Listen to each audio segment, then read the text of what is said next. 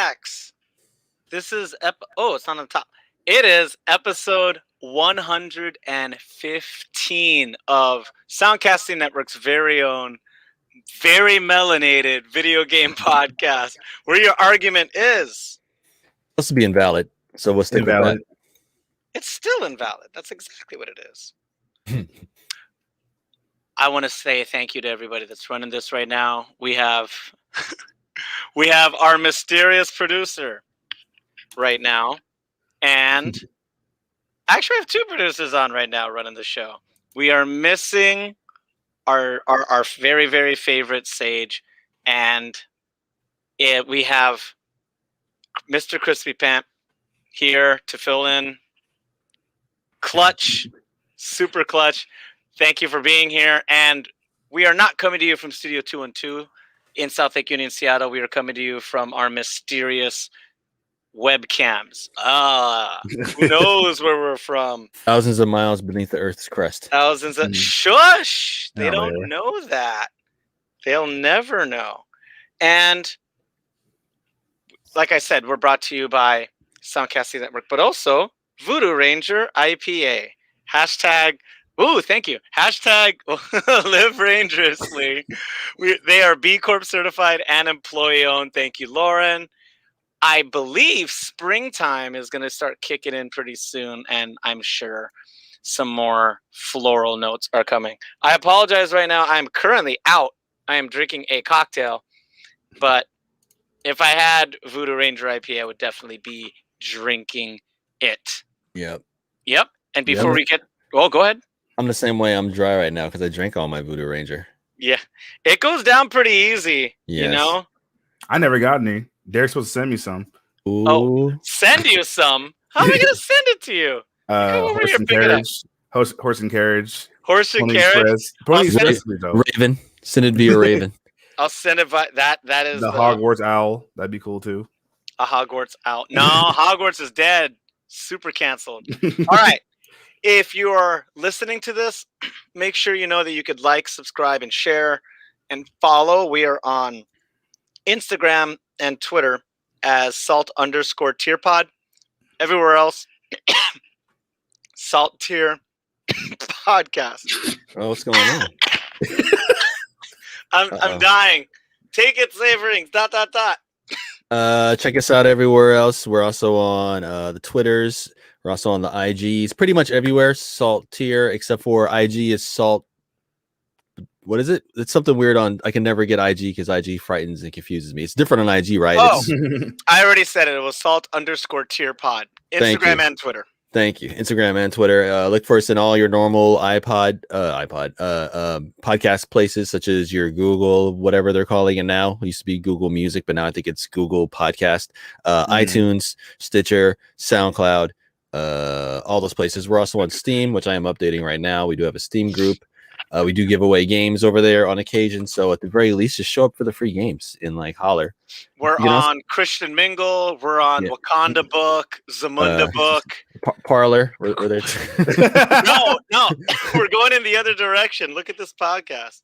I'm trying to think of other mythical African nations that we might be streaming. I thought we were just naming off dating apps. I'm about to say Farmers Only. Farmers Only, baby. Yep. I just posted the same announcement twice on Steam. Let's get out of here. Okay. Well, Maniacs, I am Loud and Brown, the loudest and the brownest.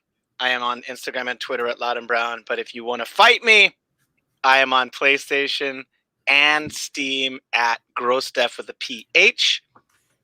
All I played this week was Overwatch. Damn, did I only play Overwatch? I played Overwatch, but we'll get into a topic later. I watched a lot of videos on fighting games. Educated yourself? Yeah, I gotta educate yourself. There's a reason for that, though. It's we'll get into that. That's 4 topics from now. But I'm right back up. Saverings ...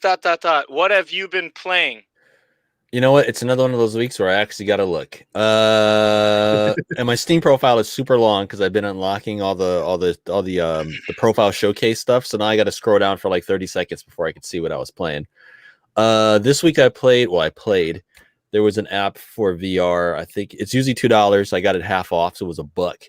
It's called Solar System VR, and then basically you're on rails and you're flying around through space, and you basically get to take a tour of the solar system and actually like walk around on the surface of the sun and like walk around on like what's that moon of Saturn, the one that's got like the cryo volcanoes. No, starts with an E or something like that. But the one that they think there's like a frozen ocean underneath. But they might find something. It's Elon Musk. So, yeah, it might as well be called Elon Musk. But that was pretty cool for $1. Narrated by Morgan Freeman, which I wasn't expecting. Ooh, what? So I had Morgan Freeman in my ear in VR. That was kind of cool. That's pretty dope. Yeah. Also, it's Enceladus. Enceladus or Europa? Yeah. Europa I think sounds familiar. I think it's the first one. Yeah. Yeah, Europa also has an ocean underneath, but that first one that you said. So yeah, I got to take a tour of that, walking around on foot. But let me see what else. Octopath Traveler, I've been playing a little bit, starting to really get into the game. I'm trying to look. That's really about all I played this week. Was just a little teeny tiny bit of Stellaris. And our super fans know that Saverings ... is quite elusive, because depending on which social media or gaming console, it's a different handle. So how are people going to follow you on Twitter or Instagram or Twitch? Twitch, you can find me at Things Betwixt. That's at Things Betwixt, and also on Facebook. That's also my page on Facebook. And for video game stuff on Twitter, I'm at V-Gaming. And I also have a group. Gaming is a pretty solid handle. I can't believe no one else had that. That's pretty awesome. Right? Yeah, and then and even my little thumbnail for it. It's basically a Microsoft brown badge with like the little TV test pattern on it, and then my name. So nobody had that anywhere. So I'm just saying that'll get some mileage. That'll have clout. Yes. So on Twitter and YouTube, it's V-Gaming. On Twitch and on Facebook, it's Things Betwixt. But they all link together. So if you go to one, you'll see the other ones. So is anything Saverings ...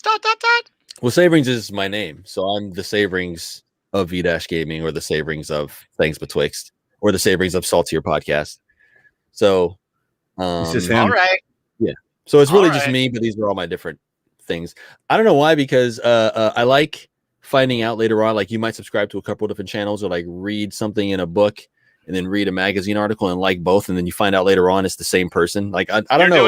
You're doing the long game. I hear it. Yeah. I'm doing the short game. I'm trying to get Loud and Brown as visible as possible. Even when I do my professional stuff with design, right? I do Loud and Brown design. But anyway. Yeah. Maniacs. That's all I've been playing. We have a guest today from down south. But not like actual South, but Pacific Northwest South. Everybody, welcome. Crispy is short for Mr. Crispy Pant. Everybody clap. Nice. Everybody clap right now. Please clap. No. It's like a Jeb Bush. Please clap. Yeah, please clap. We're referencing Jeb Bush. This podcast went south. I'm out of here. No, yeah, it's Mr. Crispy Pant. It's Crispy, aka Mr. Crispy Pant on Twitch. There's no S in pant. It's just pant. There's only one pant. And what I've been playing this week. This is Red Dead Redemption 2 online. Like for the past week and a half, honestly, and Rocket League. Be honest, how many hours you got on Red Dead Redemption? Oh, too many. Too many and stupid. Like I spent real money to get fake money in the game. That's how serious it is for me right now. Whoa. I'm just being a cowboy. It's not even that cool. It's like, oh wait, I walk outside, I get the common cold and die at 25. It's stupid. It's too realistic. But yeah, and I've been playing that a lot this week in Rocket League with the boys. You know, just trying to learn how my car can fly and that kind of stuff. So, you know, nothing too serious. And if someone needs to follow you on the socials or on the streams, it's just Twitch. This Mr. Crispy Pant at twitch.com/ the only thing. Everything else, you're a mystery. Everything, yeah, literally everything else a mystery. I don't do Twitter. I don't do Instagram really, except for like my close friend. And Facebook, yeah, same thing. Like close friends is about it. Yo, what about that Grinder? You weren't supposed to say that. So, okay, sorry, I'm doxing. Do not look for Mr. Crispy Pan on Grindr. You will won't find nothing. me. Or will you? Okay, moving on. First topic. I'm kicking this off to Saverings ... You don't need to put the on-screen stuff. We didn't used to always have all these fancy tricks. No, this one is going to be interesting though. There is something I do want to show with this one. Okay, we're gonna share the screen for your Stellaris news. Yes, Mr. Bobby Steels, you want to share that screen there, buddy? Well, basically, what had happened was Stellaris. What had happened? Of course, that happens on this podcast. Yeah. Look at us. Look at this. Yeah. What had happened was basically Stellaris. It's a little game you may or may not have heard of. You may have heard me mention it once or twice on this very same podcast. It's a 4X space strategy game. Think Civilization, but in space with lots of planets. I guess that would be Alpha Centauri, Sid Meier's Alpha Centauri, but that was what, 15, 20 years ago now? That sounds weird to say. Basically, what had happened was there was a Kickstarter for a board game. The pledge goal, as you can see here, was $50,000. They shattered that. They shattered that. Whoa! They shattered that in about. They doubled that in the first hour. Were going after 50. I thought they were going after $500,000. No, their goal was $50,000. They doubled that in the first 45 minutes. Whoa. By the end of the day, it was up to about $1.2 million. This was Thursday. It just went up too. Yeah. So here we are Monday at the time of this broadcast. They're up to $2.2 million for a board game. So to say that this like broke its own thing is kind of an understatement. It looks really cool. Saverings ... How much of that has to do with quarantine and people and the rise of board games? I think it's a perfect storm too, and I think Stellaris is a video game that lends itself very well to a board game if it's done correctly. It's a very complicated game, and there are some very complicated board games along those lines. But if done correctly, and it looks like they're doing it correctly, to the point where this game has some of the video game's design quirks built into the game, like being able to drop in and drop out of a game. So say you have two people, your friend can join you at any time and pick up another empire. This is also a legacy game, so if you get bored or want to move on to and play a different empire, you can leave, create a new empire, come back, and your previous empire remains in the game. So it's got a lot of drop in, drop out. It's got a lot of like how you would finesse like the multiplayer, like in the actual PC game or console game. It's also on Xbox and PlayStation as well. It's a pretty good version, actually. It's kind of impressive for what they've been able to do with that. But all the little design quirks and all the little different things that they do in the game actually are translated and represented in this board game. It's kind of crazy, and I mean, it looks a little complicated, a little overwhelming, especially if you're not used to the mechanics of the game originally. But I think it's a good starting off point. If you played this and didn't play the game, it would be a good translation to go into the game. If you're playing the game itself, it'd be a good translation to go into this. So looking forward to trying this out. Because yeah, there was the Dark Souls game that got kickstarted and got funded, and I haven't picked that up yet. Yeah, but a Dark Souls board game, does that you take the pieces out and then does the board game just clang them together? No, the board game just punches you right in the neck. Just you can't win. Yeah. Fuck you. Yeah, so this seemed pretty interesting, and it was kind of a runaway story that day. It came out, and like literally 45 minutes later, it doubled it, and now we're looking here on Monday, like I said, $2.2 million for a board game. That's crazy. And my joke, which is, and I actually tweeted at this company, the company that's doing it. What do they call it here? Academy Games. They've been around for a while. They make a lot of really complex board games and stuff. A couple really popular ones. So they have a lot of experience making games of this type, and it definitely tells if you go on and read the details. So I tweeted, I DM'd them, and I was like, "You guys know what you should do with this extra money? You should make a video game based on the board game, which is based on the video game." I was thinking a very Street Fighter the movie, the game type situation crush. here. It would 100% crush, because this is me assuming that a board game would be similar to a trading card style game, right? It would be like turn-based. They could make Stellaris mobile friendly with Stellaris the board game. The game there is a Stellaris mobile game, but we don't speak about that. Yeah, we don't. We don't speak about the board. We don't speak about the mobile game. Mr. Crispy Pant, you dive into any of those board games? No, I'm not really a board game kind of guy. Me neither, but you like me. Portland is like a board game city. You never been at a party where people are like, "Hey, we're playing Settlers," or "Yo, let's play Pandemic." Yeah. Is that too real? I've definitely played Pandemic at least a handful of times. It's a fun I've game. never even heard of it. That's too soon. It is. It's a game about a bunch of characters trying to stop a pandemic. That's honestly, like for me, like when it comes to board games, it's kind of like I never walked to a party and so I was like, yeah, let's play Yahtzee, everybody. He's like, nah, I'm out of here. I'm leaving. Yeah, and as gamers and as people that know what Mugen is and knows what mods are, Counter-Strike is a mod, Dota is a mod. If you mod board games, you can make some crazy stuff happen. Have you ever played Team Monopoly with legal pads? No. Yeah. When you play Monopoly with more than 6 people, it becomes like this really tactical, like backstabby. It gets ridiculous because you can't really get a Monopoly when you have 6 people playing. Mm-hmm. So you got to do these real shady handshake deals, and you write on the legal pad and you write it and you hold it up. It's like, no, you said I have safe passage every 8 turns. Like, anyway. Oh, shoot. Nice. Yeah, it gets bananas. There's all sorts of completely unofficial rules, but we're moving on. You have so many beautiful topics we need to get to, and we're going to talk about something that I know a little bit about. Wait, where is it at? Oh, we got Square Enix, baby. Yep. Square Enix. Real quick before that, Crispy Pants, you just recently got your Steam profile and everything set up, right? Like you're new to Steam relatively, right? Yeah. Okay. A PC baby. Do you own Stellaris? No. Okay, well, we'll have to do something about that. This is not sponsored because right now on Humble Bundle, you can get the base game and like the first like 7 DLCs for like $15 right now. Oh, really? Which is normally like $100 and something. Oh. So yeah, we'll work that out after the show. So anyway, so yeah, as you're saying, Square Enix.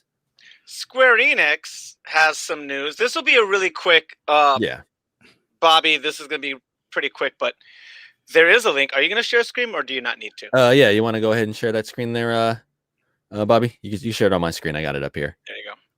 Well, this is something new. This kind of came out. There will be a Square Enix debut. So think a Nintendo Direct, think a PlayStation State of Play, how a lot of companies are going this way. There's BlizzCon. BlizzCon. On Saturday, there was a Paradox Interactive one. They're the company that makes Stellaris, Crusader Kings, Imperator Rome, all these grand strategy games. They had one on Saturday as well. So you're seeing a lot more companies come out and do this. They were kind of on their way to doing that, but the pandemic kind of sped everything up. So this became necessary because PAX and E3 aren't happening. Yeah, pretty much. And this is when people do this stuff. Yeah. So March 18th. March 18th. Okay. Any predictions from either of you two? I mean, I'm the square head of the house, so. I mean, I pretty much guarantee I know what I'm going to see there. I feel like is Final Fantasy 16. No, already? No. Yeah, they've already showed it. They already showed it, so they're gonna show more. If anything, they're gonna show more, but what is that? Not till 2023, right? I mean, they're still putting out DLC for 15. 15's the MMO. No, 15's done. 14's the MMO. Yeah, 15's kind of done. Realm Reborn. They just did the DLC for 7 Remake. Yeah, and 7 Remake has the 2nd and 3rd chapters coming up. Yeah. But that's not a. It would be like a full numbered one. Yeah, but it would be death sentence to step on each other's toes. Even Kingdom Hearts 3 and Final Fantasy 15 were offset by a full year. Like, why would you release 2 at the same time? I mean, it probably wouldn't be till next year anyway. That's what I mean. Oh, you 2022. mean next year, not 2023? Oh, okay. Yeah. Because the people that are making this Final Fantasy, I believe, are the people that made Realm Reborn the first time, right? Like the art style looks roughly the same. Yeah, like the art style looks the same. Everyone's like, this is the same like studio doing this. Mental note, because this is gonna this is gonna go into a topic we're gonna discuss later of games that came out and blew up in the not blew up in the good way, but had to get pulled back. Yeah, that Final Fantasy was it 14 that happened to that game too. It came out and fell on its face, and they had to pull that back and retool. Oh yeah, straight up. But yeah, as far as games to expect, I mean, there's like a little list here, but would you guys want to speculate on what you'd like to see? What I like to see? There's a Just Cause mobile game. I think that covers it, right? So you know me, I'm a very vanilla Square fan. I play the mainline Final Fantasy games mostly. You know, I wasn't smart enough to get on DQ, but DQ is huge. Amazing. It's freaking awesome, right? But you know, I drank that Kool-Aid. I'm definitely part of the Square soft camp and play the Final Fantasies. So I honestly don't want one yet. The hype for 15 was warranted. I'm one of the few that really, really liked it, played the crap out of it, and I thought it was an excellent game. I believe I referenced Cosmonaut Variety Hour and why he liked it. And yeah, dude, that's the guy. That's the guy. So to reiterate, Maniacs, I'm gonna watch my timer. I'm gonna give myself a minute and a half on this. The reason why some people liked 15 and some people didn't, a lot of RPGs have this entire aspect of having this, and it's all of it. It's all Lord of the Rings. They're all based on Lord of the Rings. You meet 7 to 8 characters from different lands, and there's friction. They want to kill each other. They get together to fight a common goal. End of game and or book and or movie. What 15 did was, what if we have people that already know each other and we make the conflicts more nuanced? Not, I hate you because you're a dwarf, or it's, I'm your bodyguard and you never listen to me and all I've ever done is look out for you. You know, and it becomes like way more relatable. Yeah. And I just like the fighting and like the open worldness of it. And so I'm talking about story at its core. When it comes down to the gameplay, and I've said this about 3 weeks ago. Oh no, I said this 3 months ago. I would have liked Kingdom Hearts 3 if I never played Final Fantasy 15. But the battle system on 15 is that awesome that it made Kingdom Hearts 3 kind of lame. Yeah. Because all it is just a budget. Because real talk, 15. the fighting system on Kingdom Hearts has never been that great. You don't play Kingdom Hearts for the fighting. I'll put it that way. You don't. I mean, yeah, it's a hack and slash. It's a hack and slash with magic elements. But they somehow did that with 15. It is a hack and slash, but the way that the menu works, it feels like an RPG still. Yes. Where in Kingdom Hearts, the magic is so secondary. You basically hit X until you're about to die, and then you activate an attack that's like a, you know, like the merry-go-round or like a roller coaster. Like that's really how you do big damage in the game. It's like mini summons. Yeah. But anyway, shout out to for Final Fantasy 11, which was the first MMO, Final Fantasy 12, which was the last one on the PS2, and then probably I'd also say games like really good fight system on 12. Yeah, and you could see that it evolved and turned into what was eventually in Final Fantasy 15. Yeah. I hear you. Yeah, they all fell on the sword to make 15 great. Yep. That's all. I'm excited. In all honesty, I would like them to just spend time and make the games good. I don't need them every year. This isn't Activision Call of Duty. Yeah, true. Yeah, it's not Madden. Don't need them every year. Yeah, right. Or in 2K. Sounds like everybody agrees with that. Speaking of games that get put out every single year, EA puts out FIFA, Madden. Jesus, like they're basically we put out something every 6 months, or we're not a real game company. Right. And I don't think that's the right way to play games. There are news articles about EA this week. Okay, well, basically, I think for the notes, what did I put? For the notes for this one, I said loot boxes start to eat themselves. That's pretty much what's going on here. Well, I'll make this short and sweet. But this is an update. Also, Matt Stoddy is totally right. Like we all kept saying 15. Oh, Final Fantasy 13 Versus? That's true. I forgot about that game. Yeah. So, Crispy, do you remember what 15 used to be?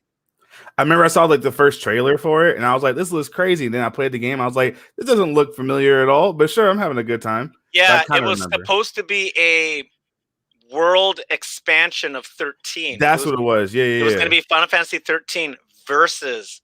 That's right. And that's what it started. That's what it started off as. That was like what, like 2007, 2008 when they first. Yeah, it was a long time ago. Yeah. I was still in high school when they talked about that. I was still in high school. I don't even think Half-Life 2 was out yet. That was a while ago. Don't talk about that game. Yeah. Okay, moving on though. EA, our favorite company that never does wrong. Totally. We'll make this brief. Basically, people on Twitter were like, "Hey, there's people who say that they work for EA that are selling these ultimate team card packs, very specific players and stats and stuff on here for upwards of $2,000 American." and people were doing it, and people were taking screenshots of their Ultimate Team with these people that they bought through somebody who supposedly worked at EA. And this happened a couple of times that people kept posting them on Twitter. Hey, EA, somebody's selling this. What's up with this? So EA came out with a very stunning and brave JPEG talking about, hey, we're gonna look into this. We don't want it unbalancing the game, which I think is hilarious. Something that you would expect somebody That's to the pro spin. move, by the way. Yeah, Throwing out a JPEG so you can't command all copy and paste like it's a picture. It's as a designer, that's the baller move. It is. Yeah. It is. It's super dumb. I think it's funny that something that's in the game anyway that they expect you to fully pay thousands of dollars for. They say they want to check and make sure it doesn't break the game's economy when it's already in the game and people already pay thousands. You're just mad because they didn't pay you thousands of dollars. Yeah, right. That's what it is. Yeah. So I mean, that's pretty much the end of it. They said they're going to investigate it. This whole thing was an inside job. It just sounds literally like a drug deal for EA currency. It's crazy. Yeah, I fell off of EA a while ago. Yeah, no, same. Yeah, and we've been talking about loot boxes on here. We talked about the 2K thing, the pretty much gambling for children on these games. And crazy. FIFA is the most egregious of all this. Oh, incoming. What's up? We talked about children. Yeah, we talked about children's gambling, and we got the Fortnite player here. Oh. Hey. Whoa. Are we dropping? There we go. There we go. I was like, what happened to me? Oh, look at your position now. Ooh. Yeah. On the bottom? Yeah. I am in the center, though. It's kind of cool. Yeah. So that's pretty much. I thought you were going to be like, I am a bottom. So that's for a different. We're talking about gaming. We're talking about League of Legends. What are you thinking of? Maniacs? Don't expose me, bro. Jesus. Yeah. Don't dox them. So basically, this is the most egregious of all aggressive monetization in gaming. This is something that's already been showing up on politicians' radars way before the whole Battlefront 2 fiasco and everything. Like 2K got it on. And remember, Star Wars was a big exclamation mark. They had to completely omit it, right? They were like, nope, no boxes. Yeah, they had to take and here's the thing: people weren't really upset about the actual loot boxes, but you were blocking progression and blocking characters behind these insane loot boxes, and you can't block progression behind randomness where you have to pay extra money for it. There is a fine line. I know that people want it to only be cosmetic, but I think there is a fine line to make it viable that really lazy casual gamers will buy it. And hardcore gamers and fans will have no problem grinding. And you know what, though? That's 100% true. But don't put it in a $60 game that's got a competitive mode. That's where you screwed up. Yeah. That's where you screwed up. So I don't know if you guys got any words for this. This is something I thought I'd report because we have been kind of calling these companies out on all this ridiculous microtransaction stuff. Right. Our fifth Beetle, as always, comes in clutch with the best information. Stoddy Too Hottie says, power bottom. Oh, for me? Power bottom. No, I don't know who he's talking about. He just said stop exposing me, Derek. Yeah. I didn't say anything. I just said power bottom. Moving on. You maniacs. We are the canceled. Oh, God, Stadia. Okay, we need to bring this up because Vancouver's very own Good went viral this week. He threw out a post burning some online Dragon Ball Z players, saying that they're the best and no one can compete with them. And then he was like, "Give me your link. I'll body anybody and show you that I belong in these tournaments." And they were like, "What system are you playing on?" And he just replied one word: Stadia. Nice. And it got screen capped and shared 12,000. Wait. So the people who were talking mess were playing each other on Stadia? No, the guy that was talking trash to the FGC. Okay. He wasn't even on. Like the FGC is not on Stadia. No. This person, they were on Stadia, saying they were the best at that game, and Goon PNW absolutely deserved. Screenshot and shared it, and it went absolutely viral and nuts. And there were known pros sharing and liking and commented on the post because this is the kind of hubris that some people have. And I'm not naming names, but I've definitely taken friends to local meetups when they say they're very good at a game. I'm like, hey, you say you're really good at this game. I'm going to bring you to GameWorks on a Tuesday. Let's see if you beat anybody tonight. And then they come back to me at the end of the night. They're like, oh, this is the actual competitive scene. I'm like, it's different when you're there. Online is one thing. There's always that minutia. This was over 3-4 years ago when people weren't thinking about rollback code. And playing with zero lag locally to somebody when you're next to them is a whole other thing. And that's why tournaments are exciting and a whole different thing. And it's also way more nurturing. Yes, it's scary, but when you get there, me and Crispy, we used to roll into GameWorks every now and then and just not we just hang because, we were bad at Tekken, but we liked watching it. And we would just kind of kick it. And the Tekken crew is so nice. They're crazy nice, right? They're like, you want next? You want next? And I'm like, no, man, I'm trash. It's like, you got to get better. I'll teach you. They're so awesome. Anyway, Stadia is a thing. Sucks, yeah.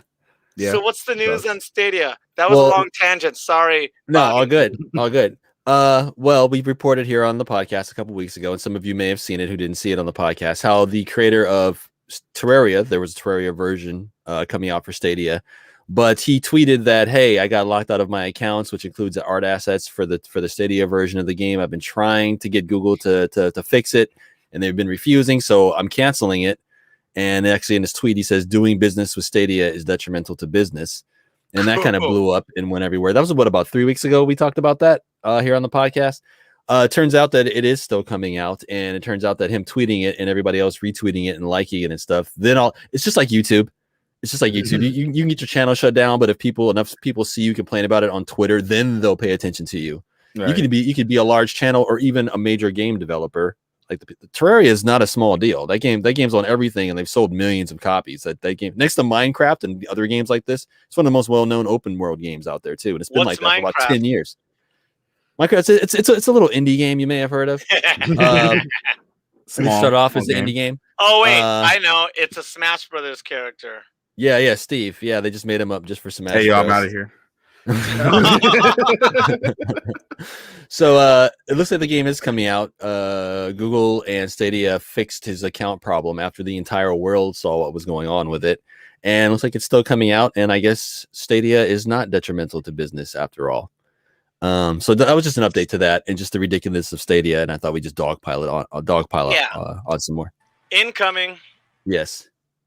Okay, and gone again. That keeps happening. It's so funny. So he's being a boomer over there watching on his pad. So, little known secret to maniacs out there, Loud and Brown is a little older than Loud and Brown looks. Yeah, he is. A little bit. I forget. I forget that he's a little bit older sometimes too. So I have a lot of friends with kids and marriages, like that are such casual gamers. When Stadia rolled around and they didn't have to buy a console, they didn't have to worry about anything else. It was browser based. It wasn't even an app. It's browser based. Yeah. What? They actually think that's easier. I know that sounds nuts because like browsers take so much RAM. Like it'd be easier to just close everything and play a game. Yeah. Especially since now MacBooks can play Steam. Yeah, and they can play. They can play on. They can play Blizzard games. Weren't we talking about that last week? How the Warcraft 3 remastered version, the open, like the little menu screen, it actually runs in an embedded browser window in the game. It's bananas. And that embedded browser window takes up more resources than the entire rest of the game when you're playing it. It's bananas because Chrome is a very RAM hungry program. It's also an amazing browser. I'm a Mac user, and I haven't opened Safari in years. I can't. Yeah. That said,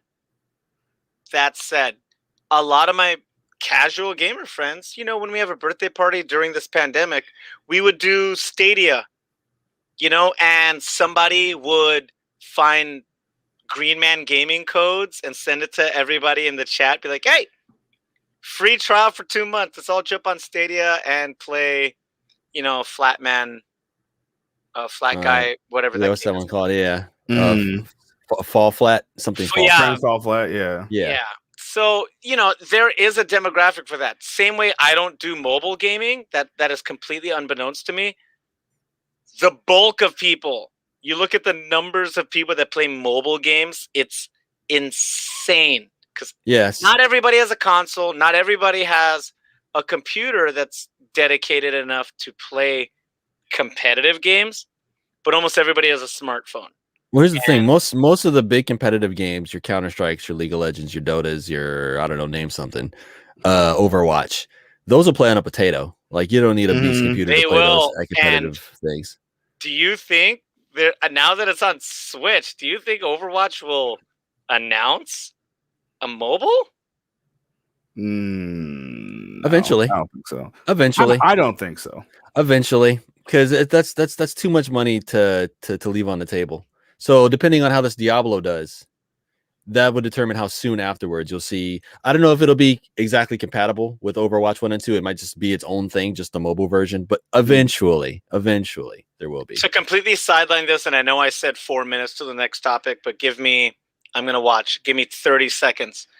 Because they have their own brand, I think it'd be cool if Blizzard would combine their mobile games and regular games to have like Blizzard points, not just Overwatch points. Like, can you imagine if you played the mobile game and you could transfer them? It's like, if you play this mobile game enough, you could win enough points to put a skin on and you know Heroes what, of the Storm or Overwatch. On paper, Heroes of the Storm. That's a good one. I know a lot of people that because they're into Dota and League, they left and said the community on HOTS is better than all of those other ones. First of all, that's a very low bar to pass. Second of all, let's just be real. Second of all, Blizzard showed no faith in their own product by completely gutting their own competitive sports scene on that and didn't tell anybody. So that's a dickbag move. That kind of shows like no confidence in your product. Dude, did they even give 2 years? No. They gave Overwatch 4 years before launch. How long was it between the teaser, the beta, and the launch? For years. For Overwatch? Oh yeah, it was easily 3 or 4 years. Yeah. They didn't give HOTS that chance. No. They didn't give it a chance at all. And the way that they did their entire organization, people who had moved out and changed their lives to play that and just yanked the carpet out from underneath them. MOBAs are based on Warcraft 3. Like, what the fuck, man? Yeah.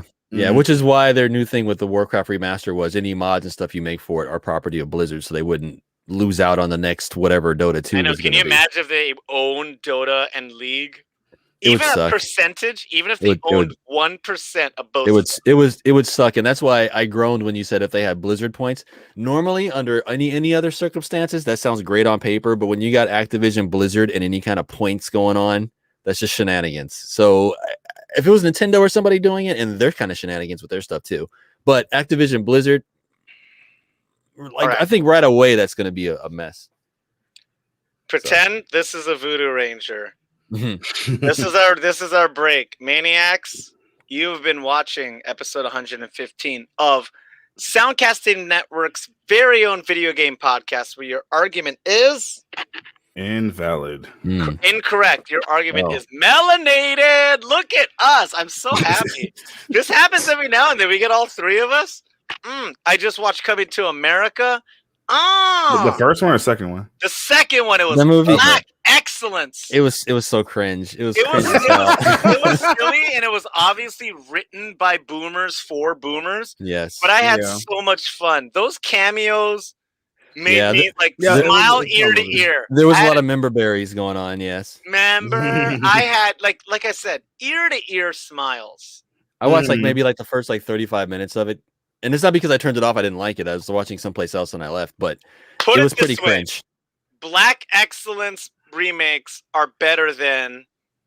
It was better than Dumb and Dumber 2. It was better than Zoolander 2. It was better than Anchorman 2. It was better than. I'm trying to think of all these other sequels. But once again, that's a low bar for all those. It is a low bar, but what I'm saying is Coming to America beat all of that. For sure. Yeah. It did not beat 2049 though. I was kind of classic. I knew I was getting myself into the moment I saw it was PG-13 instead of R, and I was like, okay, I'll watch it, sure. But now I'm kind of like. In all fairness, since R was a thing when Coming to America came out, the original one, PG-13 is kind of the new R. They save R for the hardcore stuff. That's true. Remember to like, subscribe, and share. That's salt_tier pod, Instagram and Twitter. Salt Tier Podcast. That's Facebook, YouTube, and Twitch. Join the Steam group. What are we up Get to now? free games. Yep. Yeah. Crispy, have you joined the Steam group? I haven't yet. That's how you get free games.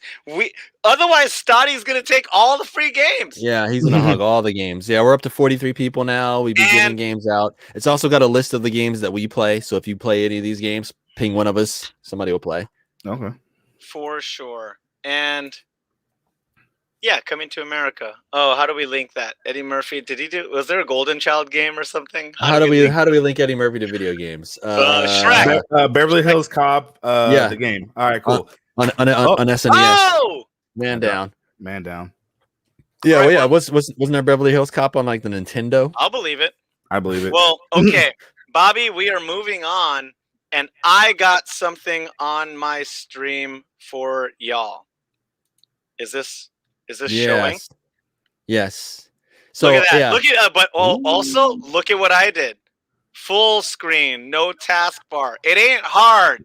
Oh, yeah. Just I might be a graphic designer, but I'm also on a Mac. Okay, so Maniac. This is the 8-bit dough. They make really good controllers and stuff. Yeah, they make really good controllers and stuff. If you're on the PC and you want to get like some cool like Nintendo controllers or stuff, they make really good stuff like that. So I'm familiar with the brand. I do have some of their other stuff, but I ran into this and flashes at Loud and Brown and Goon Bluetooth because they are the you can actually play Diablo on your mobile device with this if you get that. So keep that in mind. All right, thank you, Bobby. So I flashed that at them and asked them what they thought of it because I was thinking about picking one up when they went on sale because I do need a new stick. I do have a hand-me-down from Loud and Brown, but it's kind of I need a stick. Honestly. Yeah, it's kind of hit or miss with the compatibility. I can get it to work, but there's some hoops to jump through, and I know if I get this will work out the box. And I also love the design. So, what happened? Internet. Internet. So did you happen to get a picture of that there? The controller there? Yeah. Sorry. It's okay. So what were your feelings on that? You guys told me a little bit about what you thought in when I asked you about it, but you put it on the podcast. What did you think about it? So first off, I'm going to kick it over to Bobby again. Bobby, may I please share my screen one more time so I could have a subject for comparison? I think you got to throw your screen up there. I have it. Okay. Am I on? If not, I have it. Yeah. Oh wait, I see what you mean. Hold on. Yeah, share I have screen. I have mine up. No. Not that was screen. I'm doing the other thing. Oh. Anyway, I'm going to talk about it. So the thing I have a problem with the screen with the retro controller. All right, now Bobby. Sorry, thank you for waiting. Is that a Neo Geo? No, this is all fight sticks. These are aluminum casings with Japanese buttons, and you get a choice of a Japanese or a Korean stick. Look at that shit. Jesus Christ. Made out of metal, different button layouts. You choose the wiring, you choose the computer. I don't need all that, though, man. Right? But this is the thing. Unless you this is what real professional gamers use. I don't need all that, though. Yeah, and you're right. This is the difference between buying the Wilson leather basketball and buying, a Rawlings rubber ball to play on, cement outside. Or actually like you and your PC, because you were fine with, you went and bought the Dell and put the stuff in it because you just wanted a PC. Versus me being like, no, you got to drop 2 Gs for your PC to do X, Y, Z. I just need the stick that works. Okay, thank you, Bobby. I'm done. Sold out, Jesus. So it is. So if you think about it, I'm done. Oh, I'm not done. I'm going to keep sharing. Inception, there I am. Inception. Whoa, Bobby. Oh, I guess I have to stop screen. There we go. So when you're going out there are obviously options where you don't have to go to those measures. You can get the Hori stick, and you can get the Hitbox. And you can get there's something in between this retro controller and that controller. Okay. The problem, Crispy and I talked about when we saw that retro controller is it's battery powered and Bluetooth, And the whole weird thing about fighting games is every millisecond counts. Bro, Because there are like 3-4 millisecond. It has Bluetooth, but it's also USB-C. You can just plug it straight in. Yes, but will that change how it interacts with your console? It'll be faster, yes, because it's directly plugged in. Yeah, just like your PlayStation and stuff. It's got USB sure, on it. and then yeah, as long as you have the option to stop Bluetooth, because there are some of them that are like, oh yeah, no, you could plug in, and all it does is charge it. It's not like actually making it quicker. No, anyway, you can plug in. If you could plug it in, sure, it'll probably be cool. But the fact that I couldn't read about what kind of lever or buttons it had is problematic, because even not all fight sticks, other fight sticks, even on Etsy, they will tell you, oh, all Sanwa buttons and Korean lever, because hardcore gamers are very picky, especially when you're spending more than $60, because a controller's $60, right? Just playing on a controller. I don't know how much for a fight stick though. Fight sticks start at like bare minimum 80 is the Kanba drone, which uses Sanwa buttons, not a stick because it's super cheap. But that whole thing is meant to be replaced. Like this one. This one does look better. I will say it looks better than a Kanba drone. So if this it says that you can replace the buttons, but it didn't say that you could replace the lever, which makes me a little sus. Yeah, but you just said it's $90. It's kind of meant to be disposable, and like really, I just want a stick. I'm not trying to get anything fancy. I don't want. Sure. I don't need the big like hit box and all that kind of stuff. No, for sure. Yeah. But me on Sage, because Sage owns a droid, a Senwa drone too, because she's a casual like fighting game player. Like she plays Soul Calibur. That one you could swap out the stick and the buttons, no problem. Okay. And so they cost the same as this retro one. I would gear people toward the Kwanba. But this one looks like a Nintendo Famicom. Yeah, it's true. It's true. So they got, like you said, you're right. They have their demographic. Yeah. And I just wanted to know if you guys thought it just sucked outright. If you guys are like, it's pretty good. It's what I would expect for $80 or $90. It's not complete trash. Yeah. You know, remember in the early 2000s when people were trying to come out with fight sticks to jump on the bandwagon with like Marvel vs. Capcom, and they were throwing out like $40-$50 sticks that weighed 3 ounces and just flopped all over you.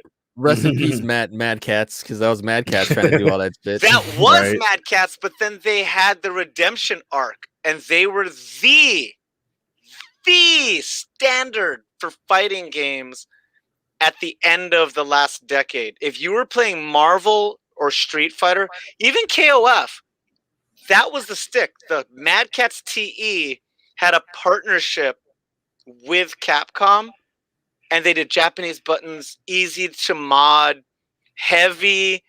It never breaks. Von Sadie has my old TE from 2010. Yeah.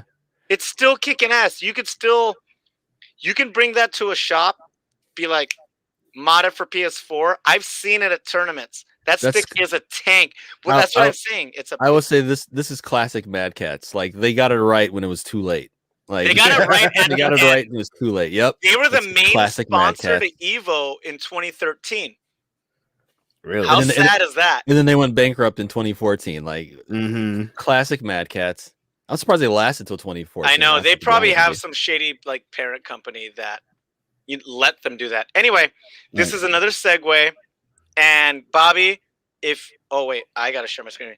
Bobby, we're gonna segue this to talking about fighting games, right? We're talking about Street Fighter. We're talking about all this shit. And Vince is chipping in. Yeah, he agrees. He's like, I would want something too that you could play against a whole bunch of stuff rather than it being specialized and expensive just to do one thing. I kind of want something that's a jack of all trades. I could play it on my PC. You start out with a video of Faust. Nice. Yeah. So I got to bring this up. So the reason I keep bringing up fighting games is, I'm like the budget goon, and Goon is like the dude for fighting games. But I've been into fighting games for a long time, and me and Crispy play fighting games on the side.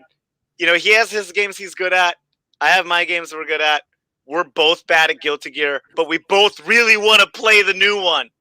Really, really bad. And Wooly from Wooly Versus, Best Friends Play, and the reason I know him is Friday Night Fisticuffs. Wooly? For real? Yeah. You guys know That's Wooly? how I know him. Oh, I don't know Wooly at all. Not personally. You know Wooly? I don't know him. Okay. No, I mean, I know of him because of watching Friday Night Fisticuffs. Yeah. I found out about him from that, and he did like a compendium, abridged history of the Guilty Gear lore, so we didn't have to do a dive.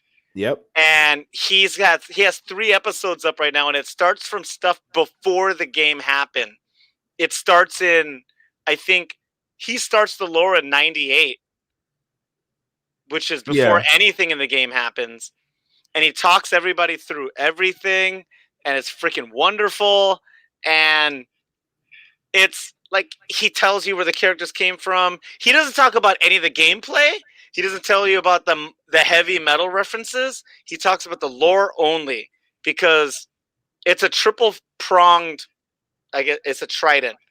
This game is not like other games. Daisuke Ishiwatari is the voice actor for the main character. He is the character designer and the lead programmer. He is that guy. Like, he made this game, and then it just blew up, and all the hardcore fans like jumped into it.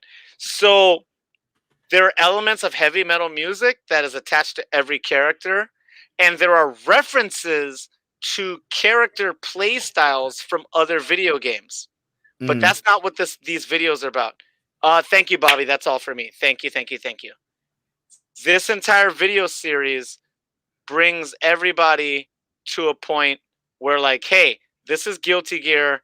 It's a little convoluted, but this will help. Kind of like Elizabeth Olsen was talking about, she needed a primer for understanding the MCU.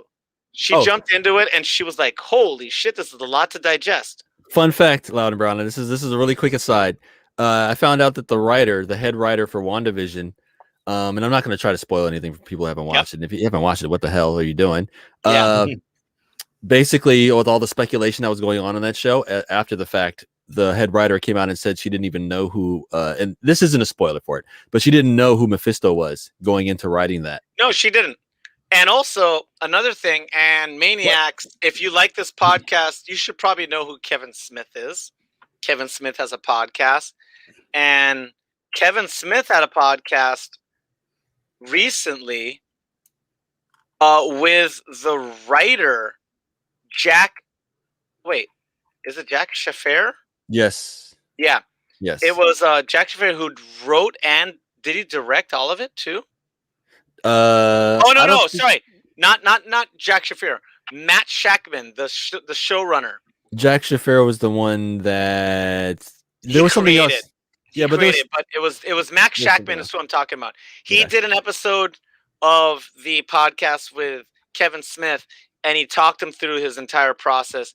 Turns out he was a child actor since he was like 7, 8 years old. He's been on Growing Pains. He's been on all these other shows. He knows what all these family sitcoms are.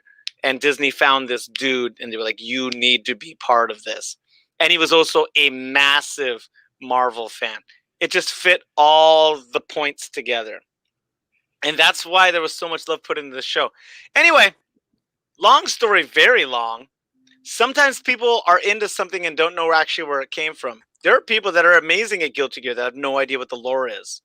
I can understand there's probably pro players in Dragon Ball Z that can't know the lore.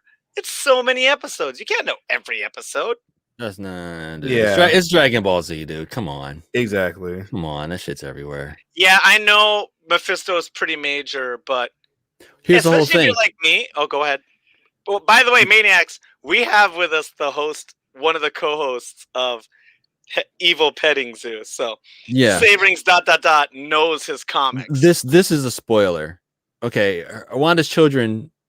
Cover your ears. Yeah, Wanda's children cannot exist without Mephisto. Mephisto is the Marvel version of the devil. Her children who were born were shards of his. How can you write 2 characters and not know their origin? You couldn't look on Wikipedia? It's right there in the first paragraph of their character description. They're shards of Mephisto's soul. You didn't go, oh, who's Mephisto? You wrote a whole show and didn't know who 2 of the main characters back. It's weird to me. That's weird to me. It is, but also spoilers. Cover your ears. Earmuffs 3. 2, 1. The parents of Wanda and that's changed a couple times. Wanda it has, and but the Pietro. parents, Pietro. Yeah, but things change depending on the writer, depending on the new reset of the entire universe. And that's fair. But that's like saying you wrote a Superman comic book and didn't know he was an alien. Like there's no excuse for that. Yeah, and there's a more subtle thing to be like, oh, you like Superman but don't know it's a Jewish allegory. There's so many layers. No, it's basic. It's basic. You get hired to write a Batman script, and you're like, okay, well then, I'm gonna have his parents come in. No, dummy, his parents are dead. Like, what do you know about Batman? Like, hey, son, what's up, Bruce? Like, there's so many layers. And to sidetrack, I just found out that Attack on Titan is an allegory for the Islamic-Palestinian war, and now I feel like I need to watch the entire series again. Now that I'm in the last season, you don't really get that vibe until you start getting toward the end, and now I could see that, especially with season 4 being out. I haven't watched the 4th season yet. I'm still like the end of season 2, and so I'm about to Batman watch shows it all up, again. Shit gets crazy. Batman comes in. It's like, shit gets crazy. I kind of left off at the break of season 2 because it was going to be a while before they did the second half of it, and then the second half came out, and I waited, and then they did all of season 3. And just now I'm getting caught up. I watched all that, and then season 4 started. And actually, fun fact, season 4, the episode was supposed to come out Sunday, but they had an earthquake in Japan during the broadcast. Yeah, it hasn't even posted yet, because normally it posts like Sunday, like on Hulu and Crunchyroll and stuff like that. So I haven't even had a chance to watch Titan? It. Oh yeah, I haven't seen the newest episode. Yeah, it's on Hulu. Yep. Oh, my brain just exploded. Okay, that's something I gotta do after this is over. All right. Yeah. So we are at that special time. Oh, Vince rants. Vince rants. Nice. Yeah, we're in the wrong multiverse. We're in the wrong multiverse. Yeah, maybe it's different. But I just thought that was goofy how you can write a character and not know their basic origin. So Maniacs and Saverings ... I'm gonna drag you there with me and Crispy. We're gonna have a stinger, which means the outro, about fighting games. And are you at all excited about Guilty Gear Strive, or do you even care about it? I pre-ordered it on PC. I heard that I'm not going to get the beta because it's PlayStation, but that's fine. I've been following the Maximilian Dude thing, and this game is the beta free on PlayStation. Yeah, it's free. Okay, then you could still play it on. Well, not now; it's over. But when it was around, you could. The next one, free. Yeah. The game is so heavy metal influenced, and Maniacs, not everybody knows this about me. I love Queen. It's one of my favorite bands of all time. And I didn't find out. Everybody loves Queen. Come on, man. Yeah. Not everybody. Most people. Yeah. And then I found out that the main character, Guilty Gear, is loosely based on Freddie Mercury. Huh.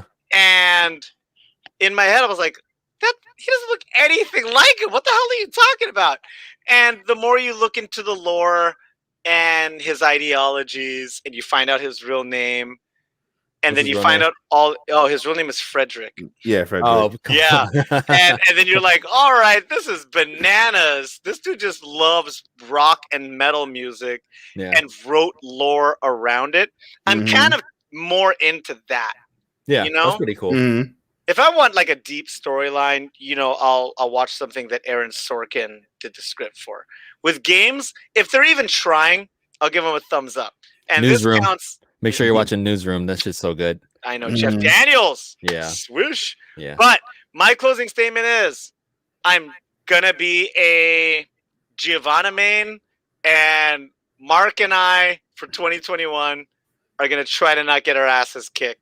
Because I know all the hardcore anime fighters are like, that game looks easy as shit. And then I'm looking at footage going, I'm going to get crossed up like a motherfucker. I'm going to die instantly. What do you mean it looks easy? This game looks difficult as hell. So if you see me, I am grossed up with a PH on Steam and PlayStation. Please be nice to me. If you kick my ass, don't send me eggplant emojis. Know that I'm trying to learn. I'm a Street Fighter player. We're the lowest rung. No, we're not the lowest run. NetherRealm Studios is the Yeah, I was about to lowest say, run. that'd be Mortal Yeah, Kombat and like NetherRealm is the Injustice, bottom. Injustice and stuff. Yeah, They're the biggest pieces of shit. Oh, actually, you know what I put under that? What's that? Killer Instinct? No, Smash Ultimate main. How dare you? Oh my god, bro! Have you seen the rage quits on Smash Ultimate? These I love it. Oh my god, it's they're fine. such babies. Go to bed. Babies, you don't see that at NRS tournaments. If you don't go to sleep watching a K9 Salt compilation, are you really playing Smash? Are you really a Smash fan? If you're not, yeah, you know what I mean. Yeah. Or watching low tier God punch somebody in the face or try. Yeah, here's the thing. And here's the thing: Smash is not meant to be based on any standards of any other fighting game. So if shit goofy over there, or that's how it's supposed to be. It's not supposed to be all serious. You're right. You're right. What I'm saying is, I respect NRS fighters more than Smash Ultimates. Okay. Smash Ultimate is my bottom rung.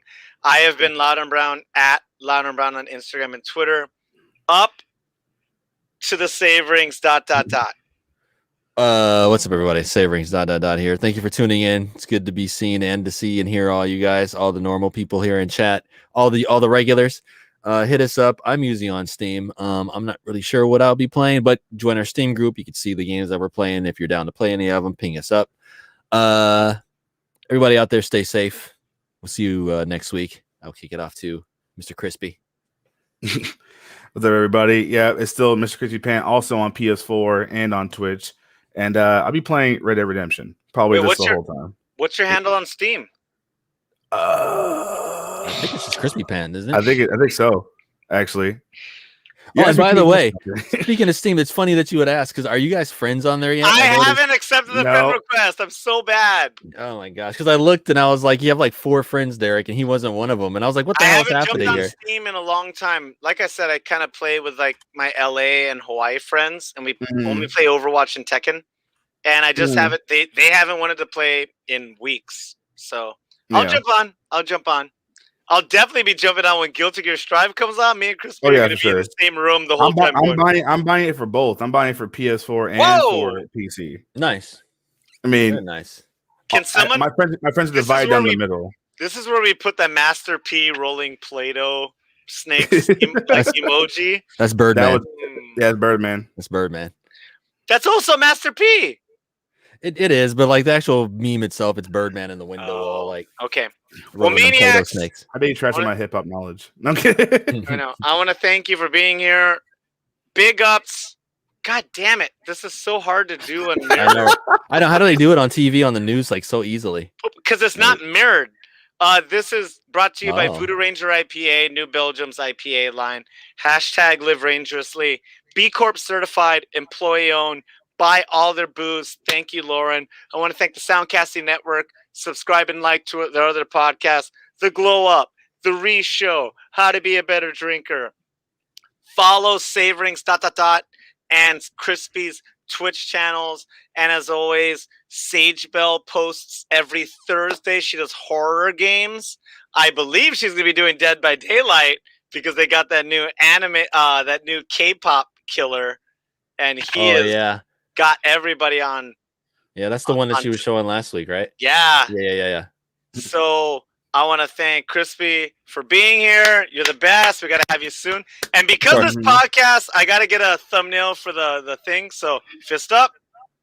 I'm serious. We're not getting political. Nope. Fist up. No? How about that, bro? 3 all and right. 2. You get a 3, 2, 1. Oh, we should have done the Desus and Meryl. Thank you for being here. Thank you to a super producer. This has been episode 115. This has been a production of the Soundcasting Network. Thank you kindly. We're done.